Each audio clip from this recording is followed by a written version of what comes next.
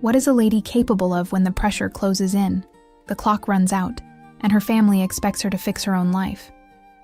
Brianna had only two choices: court a man, or win the tournament, whose champion earned the right to make one request of the Alpha King. Any request. And hers was simple: to live in peace, without being forced to marry anyone. In desperation, and after a few cups of mead, she chose both. She wrote a forbidden note. "I want you all to myself." But the note fell into the wrong hands. The man who received it was the Alpha King himself, and she had no idea. And to make matters worse, during her tournament training, her wolf lost control and she ended up completely exposed in front of him. Now Brianna must survive the trials, the humiliation, and the gaze of a king who was not prepared for her. But did she win the tournament? Or did she stumble into something far more dangerous along the way? The quill hovered over the paper for longer than it should have. Brianna sat at the small desk in her chamber, the candle tilted just close enough to illuminate the words she still hadn't written, and the open ink bottle beside it like a silent accusation. Outside, the castle was already buzzing with preparations for the ball. She heard footsteps in the corridor, maids exchanging instructions, and the distant hum of music being rehearsed in the main hall. She had very little time. She dipped the quill in ink and stayed like that, the tip suspended over the paper, trying to decide if there was any possible way to say what she needed to say without writing exactly what she was thinking. There wasn't. It was either simple, or it was nothing at all. She touched the quill to the paper and wrote slowly, with the steadiest handwriting she could manage in that moment. She stared at the words for a long moment. 8 words.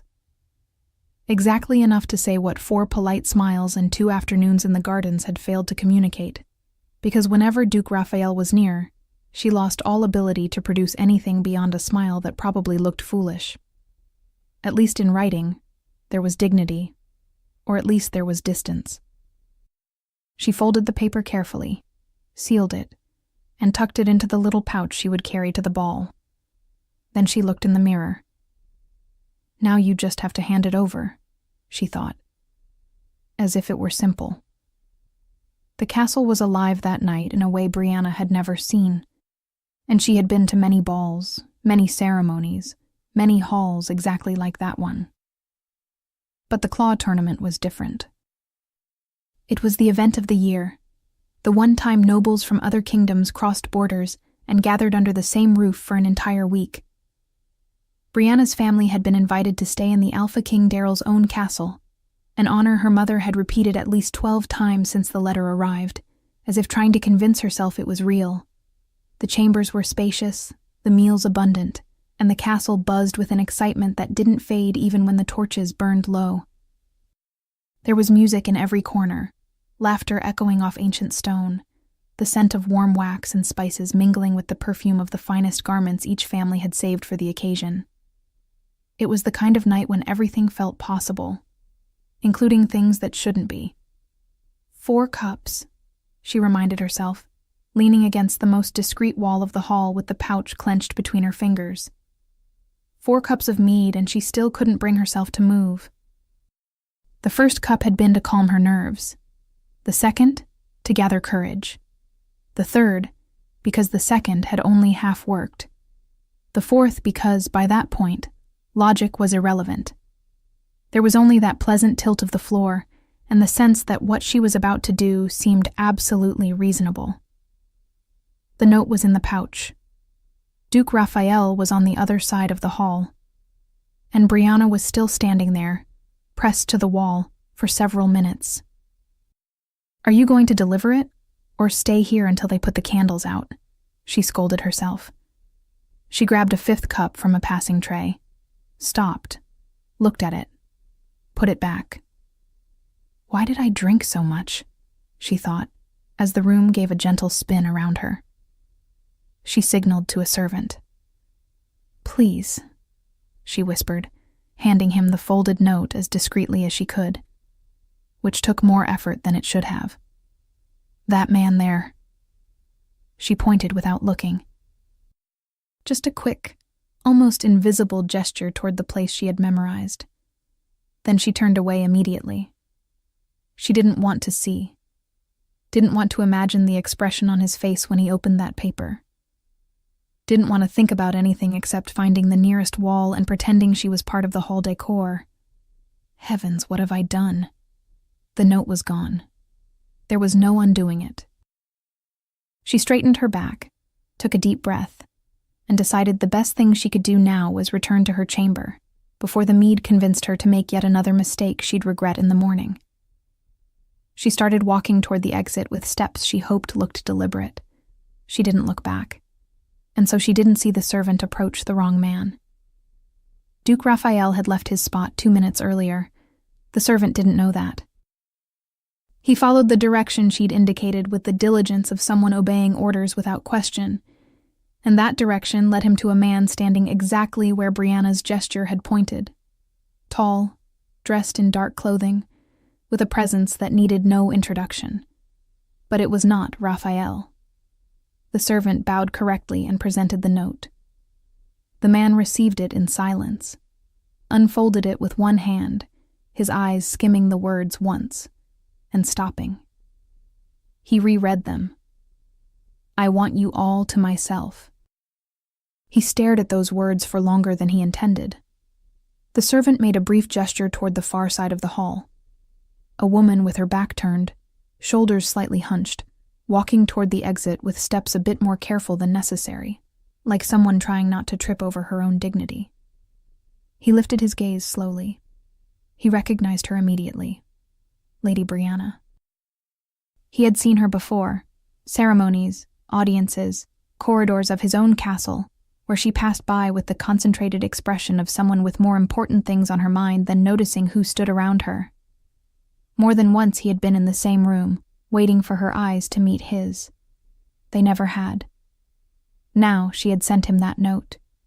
To another man, that much he knew. It wasn't hard to figure out.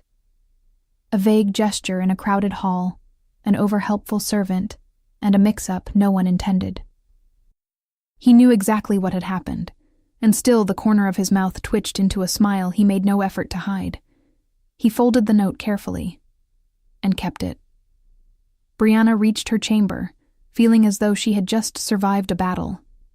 She pushed the door open, stepped inside, and let the weight of the night drop as she sat on the edge of the bed. It was the kind of chamber the castle reserved for noble guests. Heavy tapestries on the walls, a stone hearth still warm from dying embers, a canopy bed that made her feel small. Her family had arrived 2 days earlier, summoned like so many other noble families for the tournament week. Her mother had been delighted with everything. Her father had been delighted with the business opportunities an event of that size provided. And Brianna had been quiet, staring at those old walls and thinking she would be inside the castle of the most powerful man in the kingdom for an entire week. This is all Mead's fault, she decided. Everything was the Mead's fault. A lie. She knew it. The Mead had only opened a door she'd been trying to break down. Ever since Duke Raphael had appeared in the castle gardens the afternoon before and whispered that thing in her ear with that voice he clearly knew how to wield. The memory arrived before she could push it away. She had been alone among the manicured hedges, enjoying the only moment of quiet that hectic week allowed, when he simply appeared, as if the garden belonged to him and she were the one visiting. He took her hand with a confidence that disarmed her before she could prepare, brushed his lips across her knuckles with deliberate slowness, his eyes locked on hers the entire time. Then he leaned close to her ear. "When will you let me show you how your body reacts to mine, even when you pretend you feel nothing?" She smiled, because she didn't know how to do anything else. That was always the case with her and men. The words vanished. The ground shifted beneath her feet. And the best she could manage was that smile that probably looked foolish. Raphael had laughed, pleased with himself, and walked away as if he hadn't just thrown her thoughts into complete chaos. Brianna stared at the ceiling now, arms crossed over her chest. The Duke was a womanizer. That was no secret. He distributed attention as generously as he breathed. But for a woman of 28, whose 2 younger sisters had already married, both of them, the pretty ones, the ones with the delicate faces men admired, he was at that moment the best option available. The only option, she corrected herself with the kind of honesty that hurt precisely because it was true. She didn't fit the standard the kingdom had chosen to admire. She was straight where others had curves, direct where others were soft, and she had learned early that men always looked at her sisters first when the 3 entered a room together. There was no bitterness in that. Or at least she had trained herself for years so there wouldn't be.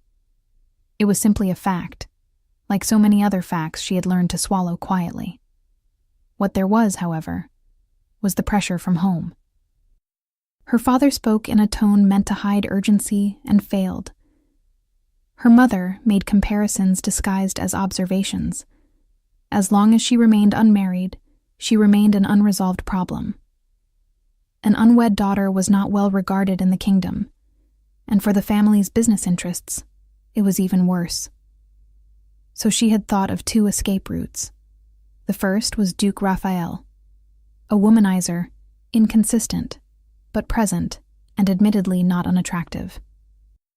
If there was any genuine intention behind the smiles and the words whispered too close to her ear, a marriage was possible. And when he courted her like that, she simply smiled, unable to respond in any other way, because it was always that way with men. The note had been the only way she found to say something without having to look anyone in the eyes. The second route was the tournament. The claw tournament happened once a year, trials of skill, strength, speed, and wolf form, all in front of nobles from multiple kingdoms gathered for that week. And at the end, one single prize, the right to make a request to the king. Any request, within the limits of what the kingdom could grant. Brianna had registered weeks earlier, in silence, telling no one in her family. The request she wanted to make was simple. A piece of land she could call her own, where she could live without relying on anyone, without relying on marriage, without relying on her family, without relying on any man's goodwill. A life built by her own hands in a place no one could take from her.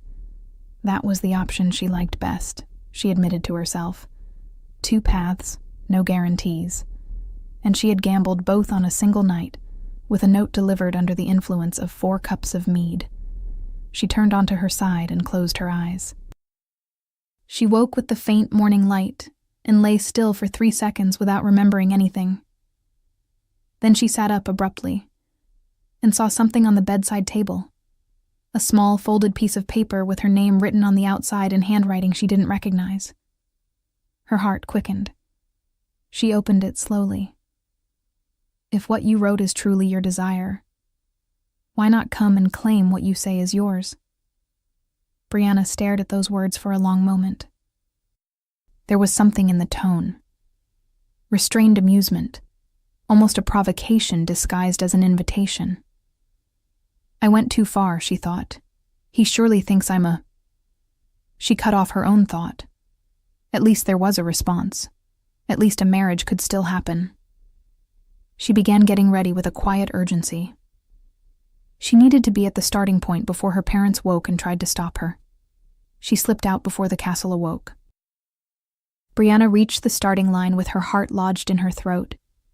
She positioned herself on the line marked on the ground and stayed still, looking straight ahead, trying not to think of the countless ways everything could go wrong.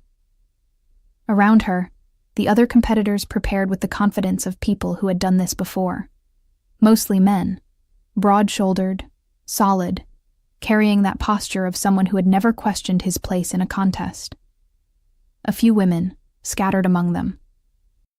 The desperate ones, she remembered hearing someone say once about the women who joined the tournament. It had been said as if it were an insult. Brianna straightened her spine, then let it be.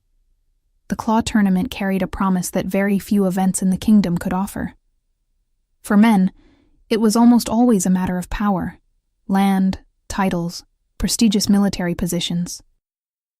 For the few women bold enough to participate, the possibilities were different, quieter, more personal, a loophole that common law did not provide and that only the king's word could open. The first of the 3 stages was the obstacle trial, a test that did not allow shifting into wolf form, only human intelligence and strength.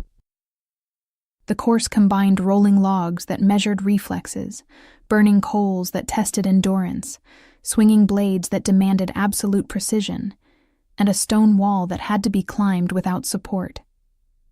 She let her gaze wander through the stands slowly, like someone staring at the sky without looking for anything in particular. She spotted Duke Raphael sooner than expected, standing among other nobles in a privileged position, waving at her. She looked away before the wave forced a smile out of her, and then she felt it. She scanned the stands once more, slowly, until her eyes found the source. The king was seated 1 level below, slightly ahead of the others, and he was looking directly at her. Is he looking at me? She glanced around, confused.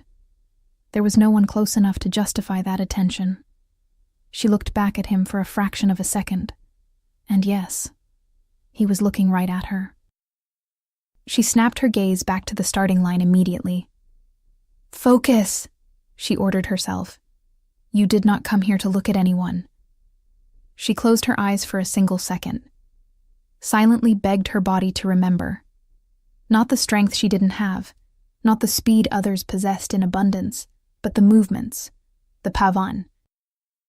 That slow, precise dance she had learned as a child, when her mother insisted every lady should know how to dance, and Brianna discovered, to everyone's surprise, including her own, that it was the only thing that came to her effortlessly. Steady steps, controlled breathing, balance above all. That would have to be enough, she decided. It had to be. The signal was given. Daryl watched with his arms crossed, and an expression his counselors would struggle to define. Lady Brianna was on the course among competitors twice her size, men who had trained for this for months. A lady in the tournament was unusual enough to draw attention, but it wasn't only that. Why was she there? It was a question he still couldn't answer. There was something about the way she moved that defied his expectations. No brute force, no rush. A precision almost elegant in each step, as if her body knew exactly where to shift its weight before her mind finished calculating. On the rolling logs, she studied the rhythm for 2 seconds before crossing, while the competitors around her stumbled over their own urgency. On the coals, she inhaled deeply and crossed slowly. At the swinging blades, she waited, one at a time, without trying to force a path where none existed. Who taught her that? He wondered. She reached the final stretch with bright eyes, stepped back 2 paces before the gap, breathed deeply, and jumped. She landed with both feet firmly on the other side. Daryl uncrossed his arms. What does she want to ask for? The question returned with more weight than before. He noticed movement behind him and recognized Duke Raphael waving at her from the stands, with enthusiasm he found unnecessary. He looked back at Brianna, who was still catching her breath at the end of the course, and he rose to his feet. She had not expected the Alpha King himself to descend. No one had. A specific kind of silence rippled through the stands when he began walking toward her. Brianna was still trying to steady her breathing when she realized the figure approaching was not an organizer. She bowed before her legs decided to run. "Rise," he said, with that voice that needed no volume to be heard everywhere. She straightened, and then he offered her his hand. Brianna accepted it, and when his fingers closed around hers, slowly, with a pressure that carried no urgency at all, she felt warmth travel up her arm before she could do anything about it. He brushed his thumb lightly across her knuckles, just once, as if he had all the time in the world and knew it. And that single minimal gesture held more intimacy than anything she had ever experienced. Then his hand settled at her waist. She felt the weight of his touch through the fabric as if there were no fabric at all. That solid, warm presence that made her want to stay exactly where she was and at the same time left her completely unsure what to do with her own heart, which had chosen the most inconvenient moment possible to pound in a brand new rhythm. He was far too close. "I am curious," he said, his voice low enough for only her to hear, "to know what request you intend to make of me." A tingling began where his thumb had passed and climbed up her arm without asking permission. She had never felt anything like it, not with any man, in any situation.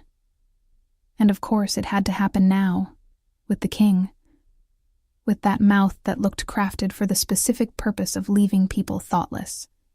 "My intention, Your Majesty, will discover if I win," she managed to say, silently thanking the gods her voice had come out steady. "Should I be worried about this request?" "No, Your Majesty."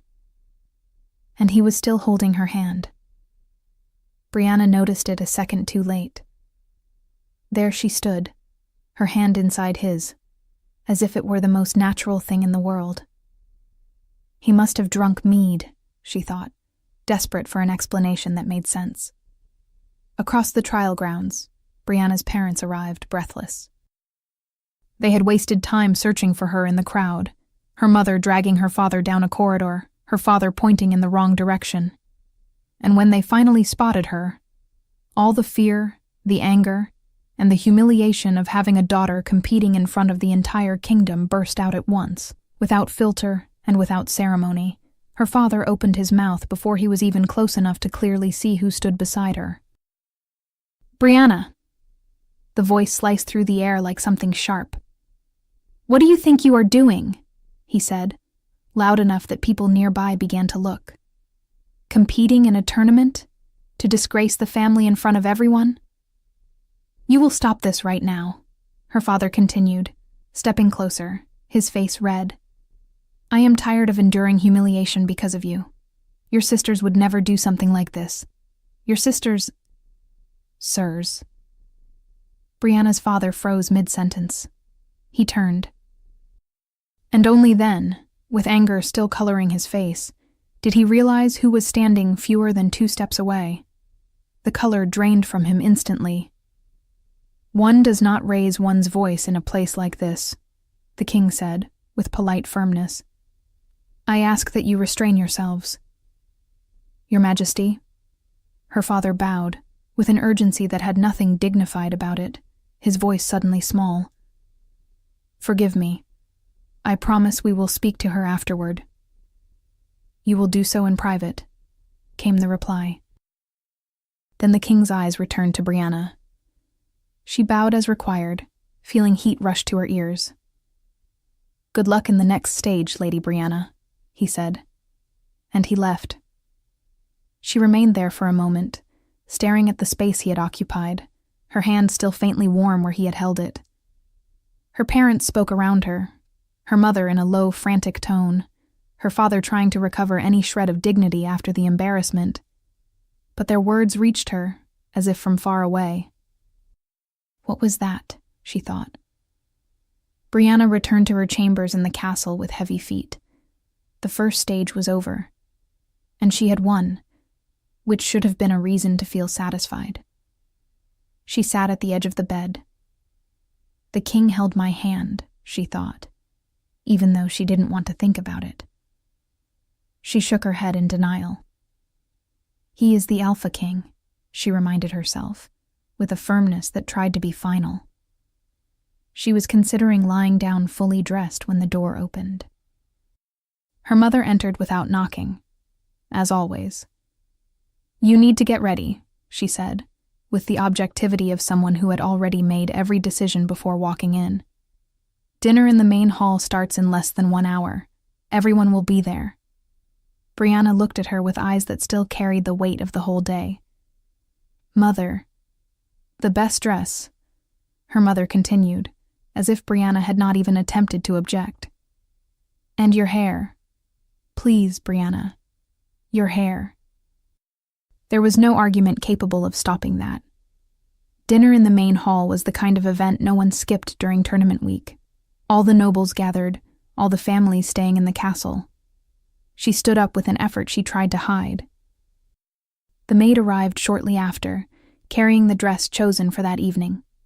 A soft shade of green, made of a fabric that fell in light waves, refined enough not to need embellishment, yet embroidered with discreet details that seemed to shine whenever the light touched them.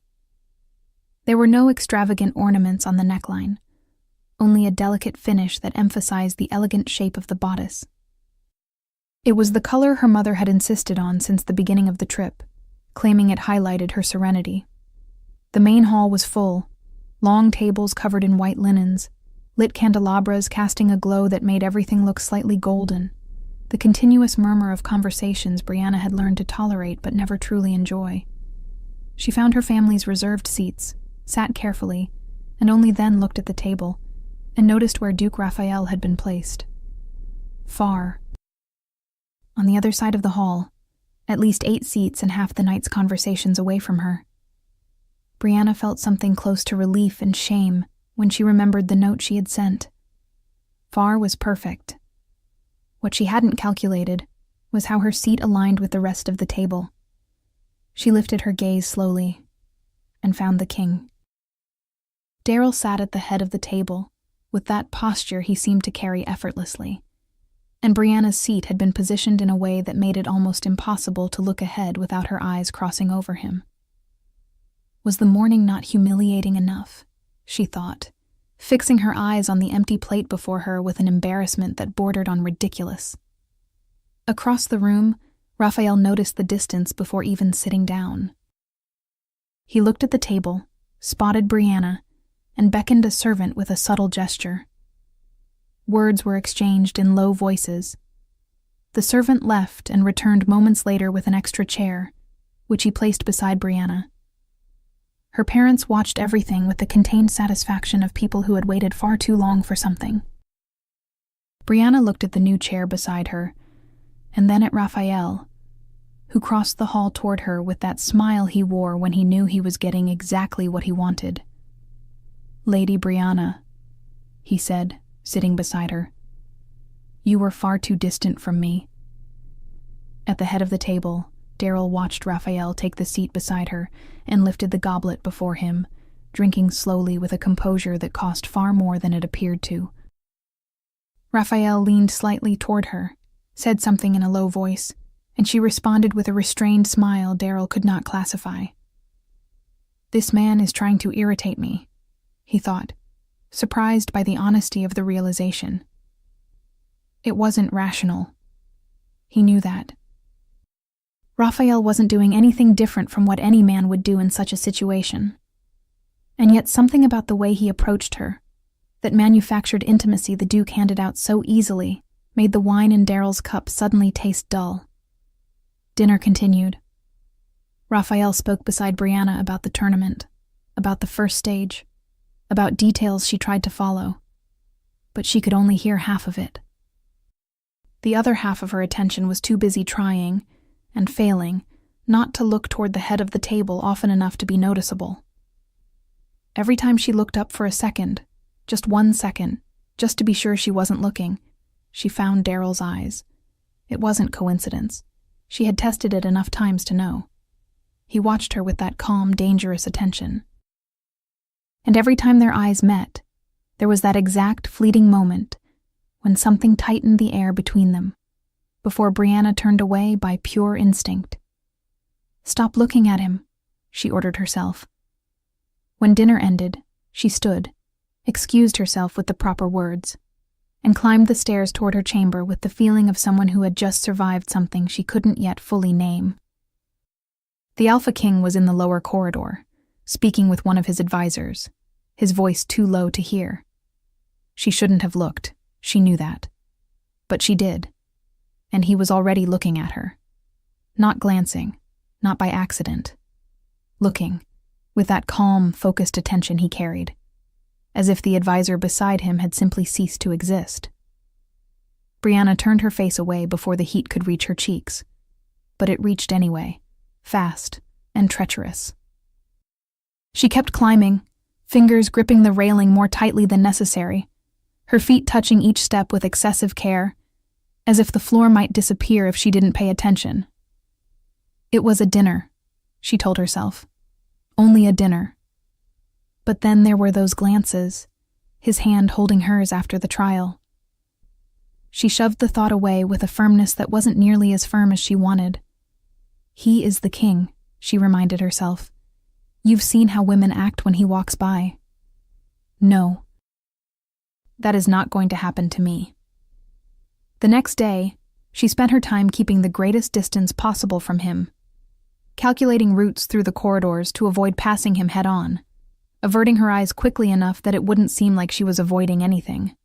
The next stage would be a hunt, but she didn't know if it would be in human or wolf form, which meant she had to be ready for both. Training inside the castle was not an option. Too many eyes everywhere. The forest was safer, quieter. The forest sat at the edge of late afternoon, sliding into early night. The shift came easily, as it always did when she was alone and unhurried. And then she entered the forest. She moved slowly between the trees, her paws nearly silent on the earth. And then she saw him. He stood in a clearing, alone, wearing only training trousers, one sword in each hand. Brianna froze without meaning to. His shoulders were far too broad, and his chest. She looked away. Looked again. Looked away once more. That was not helping. Brianna remained hidden among the trees. He stopped. I know you're there. The words came out calm, unsurprised. He didn't even turn immediately. He simply lowered the sword slowly, like a man who had all the time in the world. She approached. She should have stayed in wolf form. She should have kept control. But he turned then, and his eyes found hers, even in the deepening darkness, and something inside her simply slipped. The shift back was involuntary and far too quick for her to stop. And then, she was human. And naked, in the middle of the forest, in front of him. The next second lasted an eternity. Brianna crossed her arms over her chest, her face burning, searching desperately for anything nearby she could use. Leaves, branches, anything. And found nothing helpful because nature, apparently, had no interest in helping her. This woman is trying to ruin me, Daryl thought, the most coherent thought he could form before all the others dissolved into noise. He looked away quickly, not quickly enough not to see, but quickly enough for her to know he had looked away, and reached for the cloak he always brought when he trained in the forest. He tossed it toward her without looking. Here. She grabbed it, wrapped herself in it.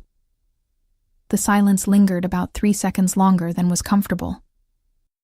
Tomorrow's trial, he said, his voice completely neutral, as if nothing had happened, will not be a hunt in wolf form. Brianna didn't answer. She was too busy trying to will the heat in her face to disappear. But this, he gestured vaguely at her, still not looking, needs improvement. You cannot shift accidentally when you lose control. She tightened the cloak. I know. It is not a criticism. He finally looked at her, his face neutral, but something in his eyes she couldn't quite name. It's a warning, she nodded. Thank you. For... She gestured toward the cloak. He merely inclined his head, then turned. Come, I'll walk you back to the castle. They returned in silence, and Daryl used every second of it trying to think of the most boring things possible. Inventory lists, border routes, the list of lords he needed to answer. Anything. It didn't work especially well. Focus, he told himself, and his mind immediately replayed exactly what he had seen in those 2 seconds before he looked away. He tried to think of something else. Border routes, inventory lists, that insufferable lord waiting for a response. Nothing. She was 1 step behind him, and he could hear her footsteps on the ground, and it was getting difficult to pretend he was perfectly fine and in control because he wasn't. And if he didn't put more distance between them soon, it would become complicated. Visibly complicated. He walked faster. You are a king, he reminded himself. Act like one. The problem was that at that moment he felt far less like a king and far more like a man, and there was a vast difference between the two. And the wolf inside him was not helping, doing the exact opposite of helping, in fact, repeating an inconvenient detail that she was one step behind him with nothing but a cloak between her and absolutely everything. He sped up again. Brianna followed a step behind, trying to understand what was happening to her. It was a heat with no clear source, not cold, not shame, not anger. Something else entirely, and she didn't like not being able to name things. She always knew how to name things. She looked at his back, at his shoulders, at the way he walked, as if the world adjusted to him instead of the other way around. Stop, she told herself. The heat didn't stop. She gripped the cloak tighter and kept walking, wondering when exactly this story had become more complicated than she had planned. He could at least be a little ugly. That was the first thing she thought when she finally threw herself onto her bed once she reached her chambers. Had he looked? For how long? What had he thought? She had stood there naked before the king, wrapped in a cloak as if that solved anything, and he had worn that face of a man who had seen nothing. But she didn't know if that was good or bad, and she couldn't stop thinking about it. Had he found her ugly?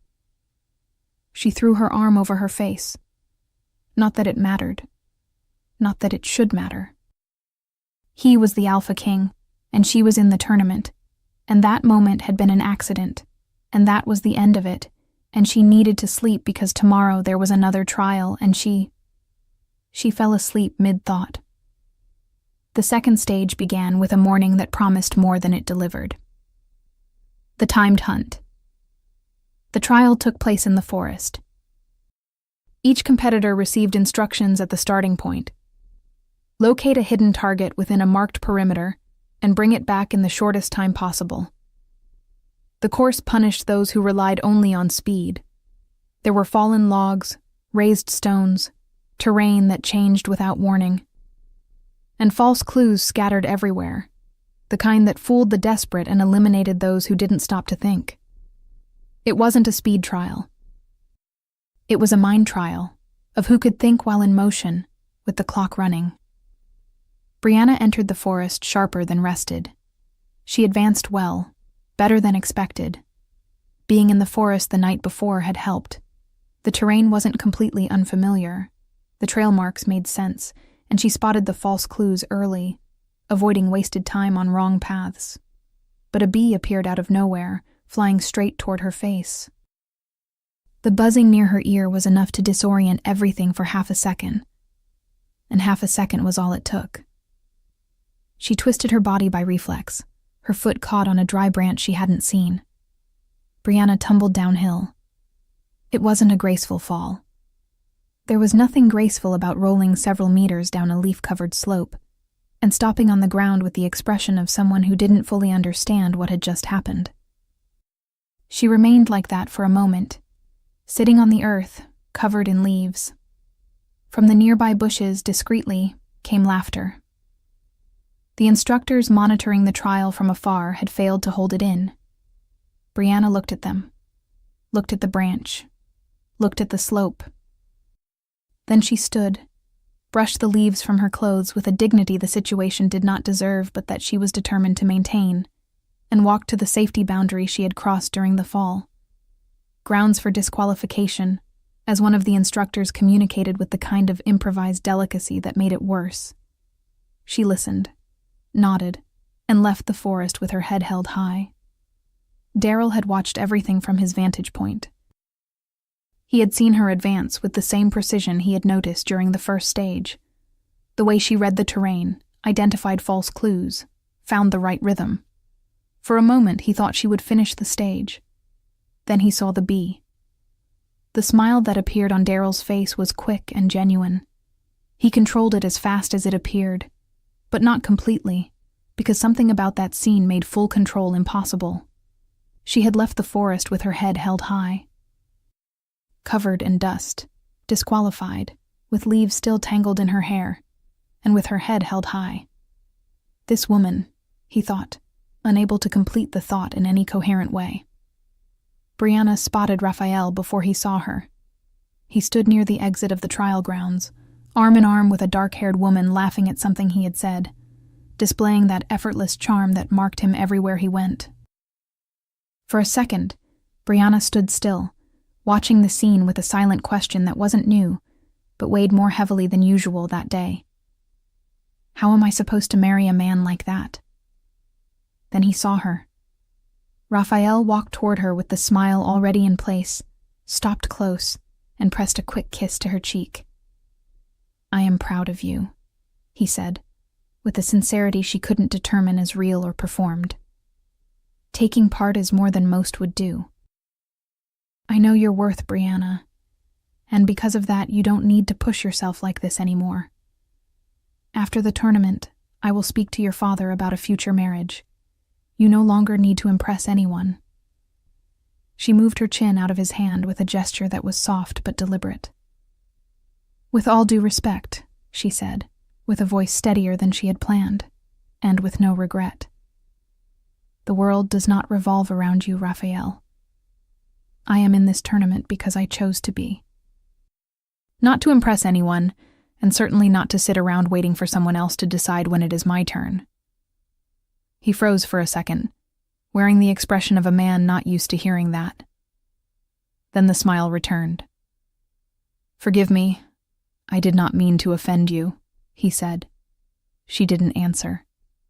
She only straightened her back and waited for whatever would come next. Lady Brianna. The voice came from behind them, and both turned at once. Daryl stood a few steps away, with a posture that needed no context to say everything it needed to say. He looked at Raphael for 1 second. Just one, but with the kind of look that held more meaning than most sentences, and then turned his gaze to her. You may return to the castle and rest for tomorrow's stage, he said. Raphael stepped back half a pace, bowed with an urgency that clearly had not been planned, and muttered a, Your Majesty, before finding an immediate reason to be somewhere else. Brianna found the speed with which he vanished unintentionally comical. She looked at Daryl. He looked at her. That direct attention she still hadn't been able to categorize. Thank you, Your Majesty, she said, bowing, and left. Her chamber was quiet when she arrived. But there was a note on the small table beside the bed, folded, with her name written on the outside. She picked it up, opened it, and read. Tonight, the Southern Garden. When the castle settles. Come see the stars. Brianna stared at the words for a moment. Raphael, she thought immediately. It was exactly the kind of thing he would do. A nighttime invitation, poetic enough to seem romantic, vague enough not to mean anything binding. He had said he would speak to her father about marriage.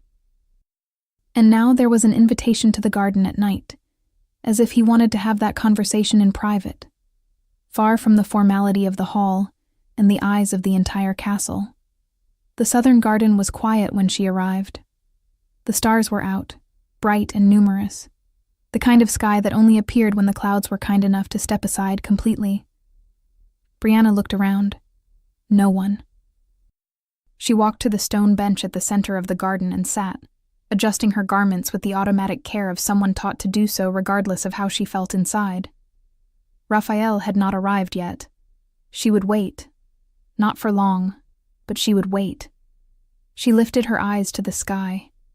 She was so absorbed in the stars she didn't hear the approaching steps. She only felt the bench sink slightly beside her before she turned her head. And when she turned, it was not Raphael. Daryl sat beside her with that calm that seemed never to require justification. He looked at the stars with the same focus she had looked at them seconds earlier, as if he had come there for exactly that and nothing more. Good evening, Your Majesty, she managed to say, her voice a bit smaller than intended. I was just leaving. She began to stand. Stay, he said simply. The garden was quiet around them. He spoke first. Why are you in the tournament? Brianna considered it for a second. Then, I want to be a maid in the castle. Daryl stopped. He turned his face slowly toward her, wearing the expression of a man who has just heard something and is not entirely sure he processed it correctly. She held his gaze for 2 seconds before she couldn't anymore. A laugh escaped before she could stop it, soft and genuine.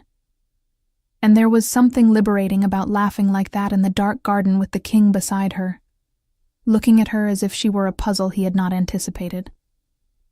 I have a very important request to make, she said, once the laughter faded. But your majesty will only know what it is if I win the tournament. Is that a threat? It is a condition. He looked at her for a moment. The smile did not reach his mouth. It appeared only in his eyes, in that place where he seemed to store everything he did not intend to show easily. What do you have going on with the Duke? He asked then, with a casual tone that was not nearly as casual as he meant it to sound. Brianna turned her face toward him. Is it your majesty's duty to keep watch over people's lives? No, he said without hesitation. But you are far too surprising to go unnoticed. Come, he said as he stood, extending a hand when he noticed she felt awkward. She wouldn't be able to explain later how she had taken his hand so naturally, as if it were the obvious continuation of something that had started earlier. But his hand was there, and her feet were already moving. And the two of them walked through the southern garden with the ancient stones around them and the moon beginning to rise above the castle walls. They walked in silence for a few steps. Why are you not married yet? He asked directly, slicing through the silence with no ceremony. Brianna glanced at him from the corner of her eye. Why would he ask me that? She wondered. I watched my sisters get married, she said after a moment.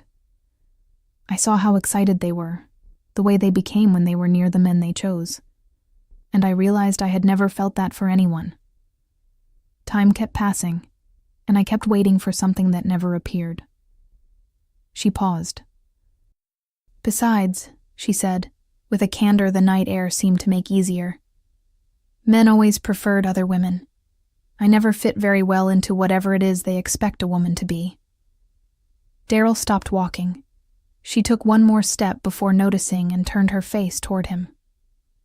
He stood there in the middle of the garden, the large, clear moon perfectly framed over the walls behind him, looking at her with an expression she couldn't classify immediately. Not pity, not surprise. The silence between them lasted long enough for her to gather courage.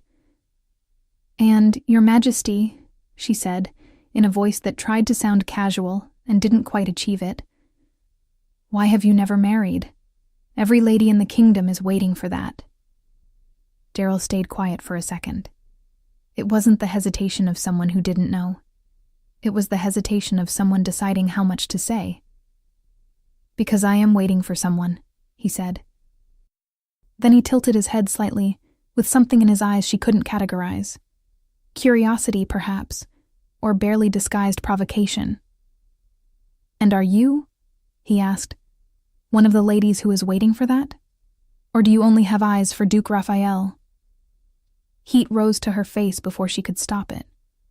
I am not waiting for anything, she said, with a firmness that came out slightly too loud to sound convincing.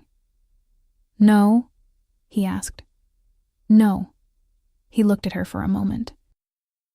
Then he took one step toward her, slow, unhurried, like a man who knows he has time and has no intention of wasting it.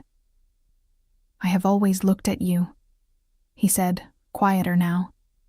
In every room we shared, in every ceremony. You looked at everything around you, except at me. Brianna parted her lips, startled.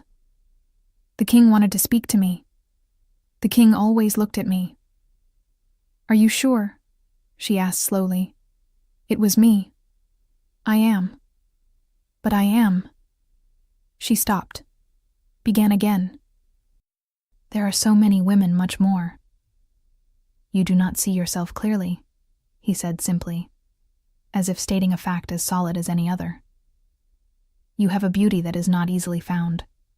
and apparently a considerable amount of stubbornness as well, which makes everything more interesting. Brianna stared at him. Her heart had done something irregular she preferred not to examine. Then he took another step toward her, and another. His hand found her waist with a slowness that gave her more than enough time to step back if she wished. And she didn't, which was a piece of information about herself she would deal with later. He moved close. Too close to be casual, close enough that she had to lift her face to keep looking into his eyes. And then he kissed her. It wasn't hesitant. It was direct and deliberate, his hand on her waist pulling her closer with a firmness that left no room for doubt. Brianna's thoughts simply shut down. She had imagined a kiss would feel one way. She had built versions of it in her mind for years, taken from things she had read and seen from afar. None of those versions prepared her for this. The heat, the weight of his hand on her back, the discovery that the body responds long before the mind decides if it should. Her hands found the fabric of his clothing before she even chose to lift them. Her fingers curled into the fabric. She followed when his lips deepened the kiss, without hesitation, without thought.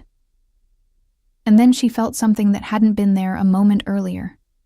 Firm, unmistakable, pressed against her.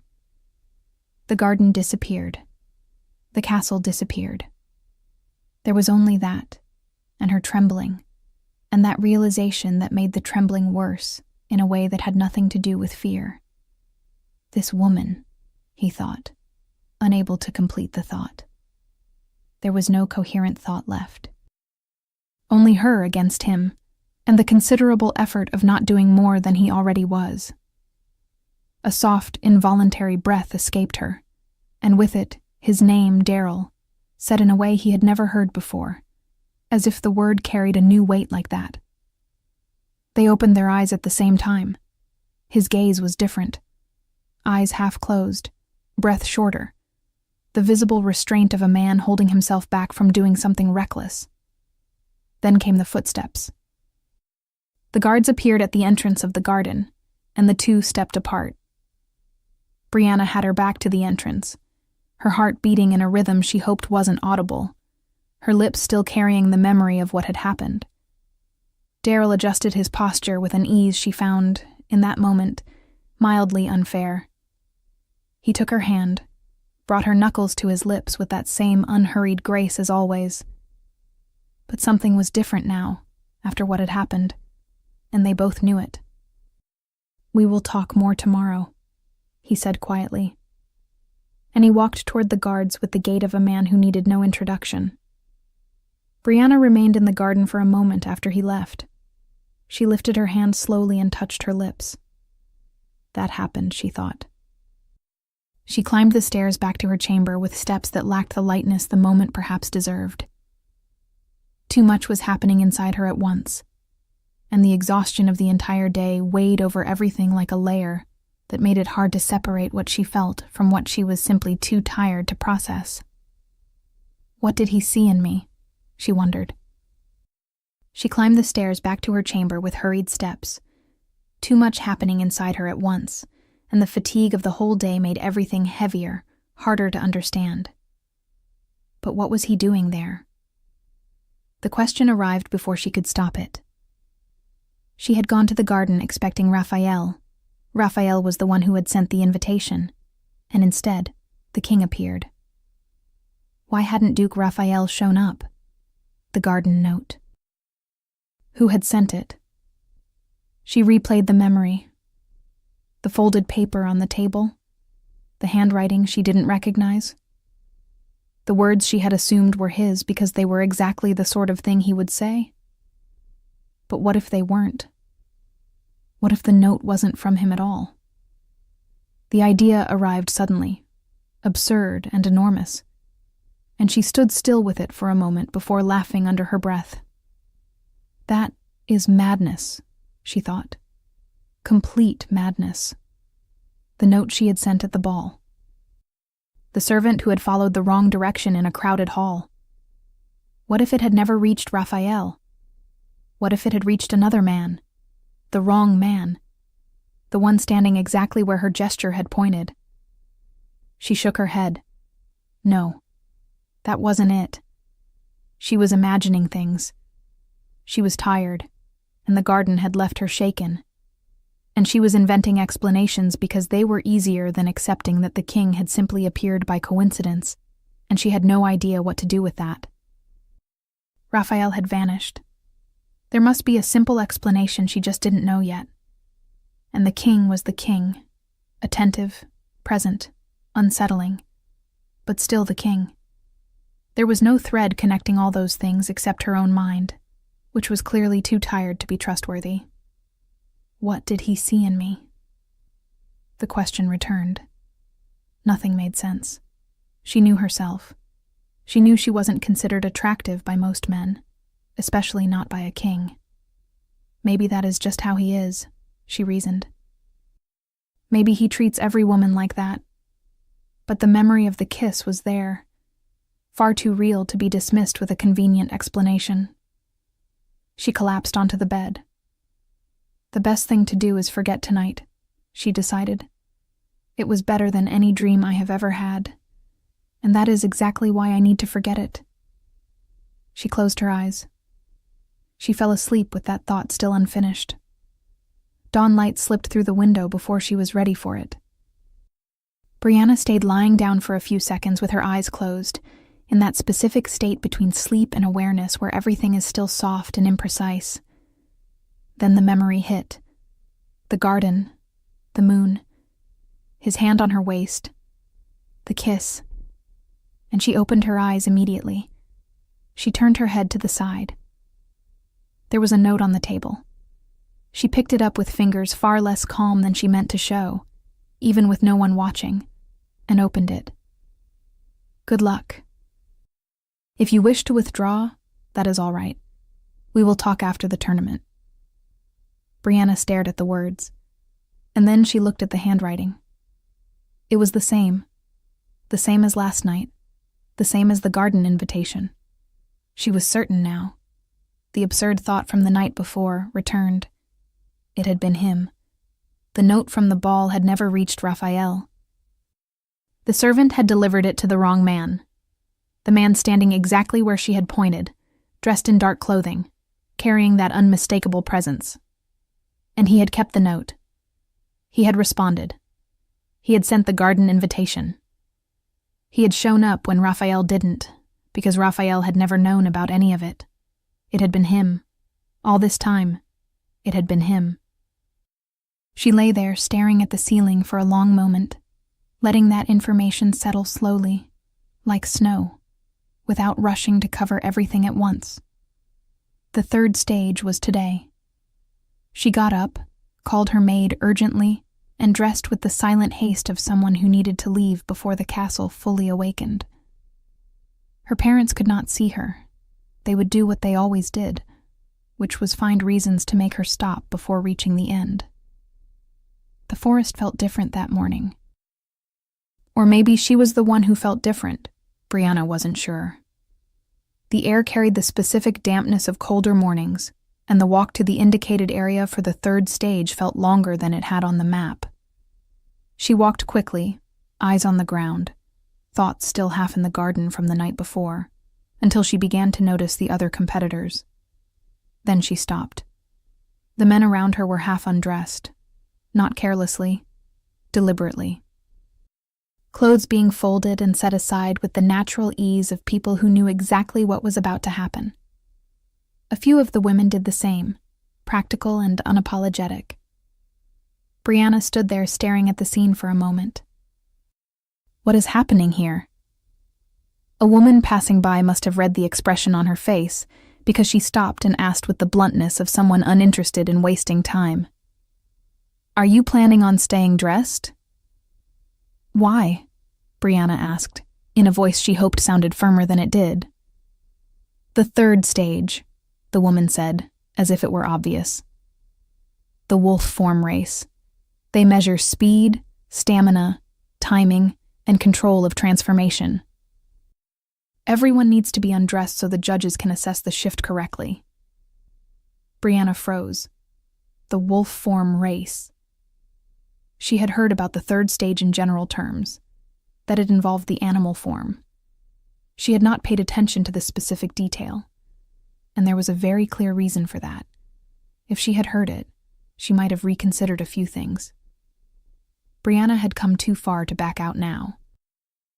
That was what she kept telling herself, as her fingers worked through the ties of her dress, with a determination that tried not to leave any room for hesitation. The first piece of clothing fell to the ground. She drew a deep breath and kept going.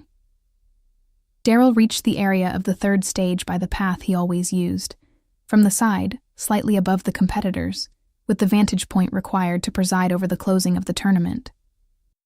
He had greeted the organizers, confirmed the finalists' names, done everything one was expected to do at that moment with the efficiency of someone who had repeated the ritual often enough for it to be automatic. Then his eyes found Brianna. She was among the competitors. And she was... He processed this with a speed that startled him by the intensity of the reaction that came with it. Half undressed. There was no time.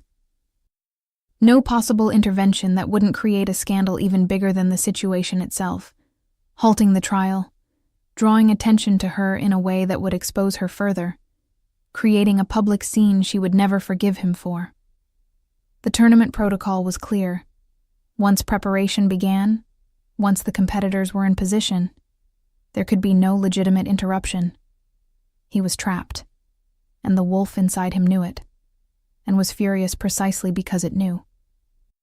"This cannot be," that inner part said, full of rage with nowhere to go. "She cannot be doing this, and there is nothing I can do. How did I not foresee this? I should have ordered her not to compete and removed her name from the list." Daryl stood motionless in his appointed place with his arms crossed and an expression none of the advisors around him dared comment on. There was something in him at that moment that was not the usual king, something older, more primal, being held in place by a restraint costing far more than it appeared. He looked forward, and he did not take his eyes off Brianna throughout the rest of the preparation, not out of desire, but with that particular focus of someone protecting something from afar, because he cannot do more than that. The signal was given. The wolf form race was unlike anything tested before. No fixed course, no obstacles. It was pure speed, breath, and the ability to transform with enough control that the inner wolf obeyed instead of taking over.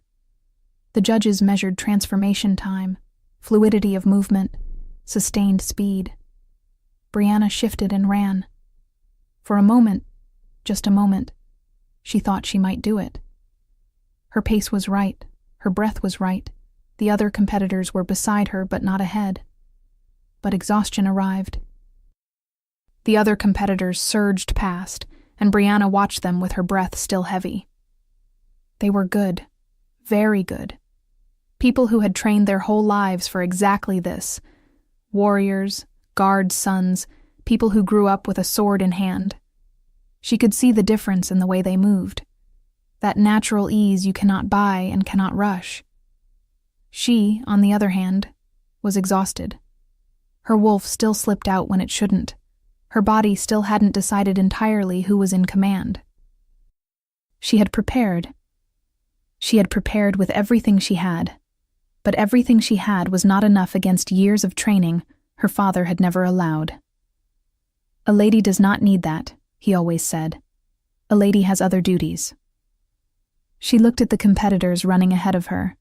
How ironic, she thought, with a tiredness that had a bitter edge. A poor lady with no training. What was I expecting? But she reached the end. Not last. There were two behind her, which was something. But far enough from the first that the numbers left no doubt. When the results were added to the previous stages, Brianna's position became clear long before it was officially announced. She had not won. She shifted back, dressed slowly, with movements that had no urgency because there was nothing left to hurry. How did I ever believe I would win?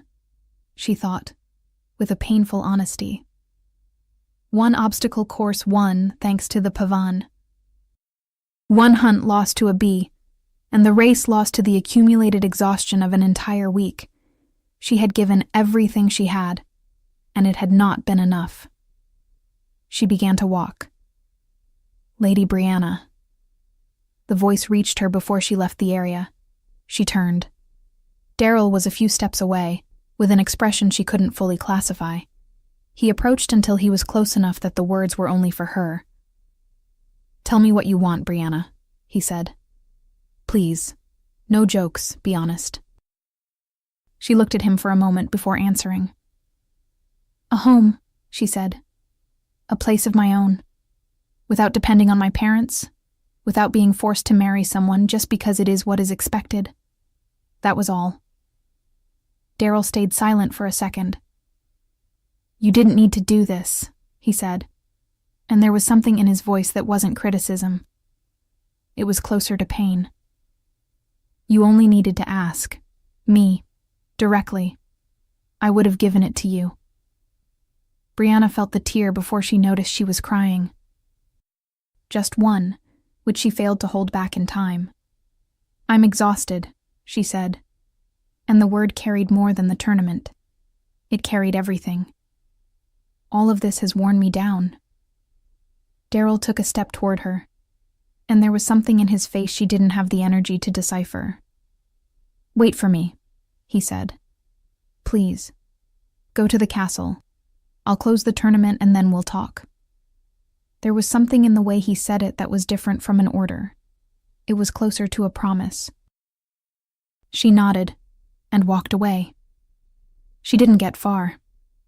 Her parents were waiting near the exit, and there was something in their posture, in the carriage she saw behind them with the luggage already loaded, that told her everything before a word was spoken. Her father stepped forward. "The carriage is ready," he said, with the firmness of someone who has already made the decision for everyone. "Your things are inside. We are leaving now." "Father, I cannot take it anymore," he said, and his voice sounded different now. Not only anger, but a weariness almost identical to hers. "I cannot bear the shame, Brianna. I can't. You were practically naked in front of the entire kingdom, in front of nobles from other realms. How am I supposed to look anyone in the eye after this?" "It was part of the trial," she said, her voice more tired than combative. "Every competitor did the same." "You are not every competitor," her father said. "You are my daughter, and today I saw you." He stopped, turned his face away. There was something there that was not only anger, something like shame and sorrow. Her mother stood beside him, lips pressed tight. Brianna entered the carriage. Not because she agreed, not because she had surrendered. She entered because she was too exhausted to fight one more battle that day. The carriage moved. She watched through the window until the castle disappeared behind the trees. Daryl closed the tournament. He appointed the winner, gave the speeches, shook the necessary hands, answered the questions that required answers. He did everything with the precision of someone who had done it long enough for it to be automatic. And when the closing feast began and the nobles scattered through the hall, he called a servant. "Lady Brianna," he said. "Where is she?" The servant hesitated for a second that was informative enough on its own. "The family departed, Your Majesty." Daryl said nothing. He had told her to wait. The night at her family's house was long. Brianna did not sleep. She lay in bed with the ceiling above her and her thoughts below. What was the point of all this, then? She wondered. There was no answer. So she stayed with the question, and with the crying that came in uneven waves, and with that specific exhaustion of someone who fought for something with everything she had, and still lost. When the morning light entered through the window, she was awake. There was a knock at the door. "Brianna." Her mother's voice sounded different, softer than usual. "May I come in?" She opened the door. Her mother stepped inside and stood there for a moment, looking at her. "Raphael is in the sitting room," she said, "speaking with your father." Brianna stayed silent. Her mother crossed the room slowly and sat beside her on the edge of the bed. "I'm sorry," her mother said softly, with an honesty Brianna was not expecting. "Everything we did, it was out of fear. Fear that you would end up alone, that time would pass and no one would come. It wasn't fair the way we handled it." Brianna didn't answer immediately. She stayed there, her face resting on her mother's shoulder, accepting that warmth without trying to evaluate whether she deserved it. They stayed like that for a few seconds, just the two of them, without needing more words. Then Brianna rose, fixed her hair with what she had available, put on the appropriate clothes, and went downstairs. Raphael was at the bottom of the stairs, on his knees. She continued descending. When she reached him, he took her hand, slowly, with a ceremony he rarely bothered to use. She looked at him, waiting. He opened his mouth to speak. There was a knock on the door. She stood still for a second, looking at him, at the door, at his hand holding hers. Then, with a gentleness that was also a decision, she withdrew her fingers. "Excuse me," she said, and went to open the door. Daryl was on the other side. No guards, no entourage, just him, with that posture that needed no explanation, and a smile tugging at the corner of his mouth that she recognized immediately, because she had seen it only a few times, and each time it had made something irregular happen inside her. "Why did you run?" he asked, as if it were the most natural question in the world for an unannounced morning visit. Brianna stared at him, unable to form anything appropriate for the moment. "I need to speak with you," he said. "May I come in?" She opened the door. Daryl stepped inside and stopped. And her mother in the hallway, her father near the stairs, and Duke Raphael rising from his knees with an expression that shifted from surprise to something more complicated, and finally settled into an awkward bow done with the haste of someone who remembers too late that he should have done it sooner. "Your Majesty," Raphael said. Daryl looked at him for 1 second. Then he looked at her. "What is he doing here?" Raphael straightened his back. "I came to ask for Lady Brianna's hand in marriage," he said, with a dignity the situation was making progressively harder to maintain. "I have known her for a long time, and I believe—" "No," Daryl said. Raphael froze. "No?" he repeated. "Brianna will be my queen," Daryl said, with the simplicity he used for things that, in his mind, had been decided long enough not to require further discussion. Silence settled. Raphael opened his mouth, stunned. "With all due respect, Your Majesty," he said, standing straighter with a dignity the moment was quickly unraveling. "I arrived first. I came to ask for Lady Brianna before Your Majesty walked through that door." Daryl turned his face toward him slowly. There was no anger in his expression. There was something quieter, which made it harder to ignore. "Do you truly wish to challenge me for her?" he asked, in that calm voice with very sharp edges. Raphael stood still for a second. The color drained from his face in a way he clearly had not planned. "No," he said. "Then," Daryl answered, still calm, "unless Lady Brianna wants you." They both looked at her. Brianna looked at Raphael, at the face that had smiled at her so easily throughout the week, at the posture that was now slightly less assured than usual, at a man who had been, for days, the most likely path to a life she thought she needed to solve. "I'm sorry, Raphael," she said. There was no cruelty in it. Only truth, spoken with as much gentleness as she could manage. Raphael remained quiet for a second.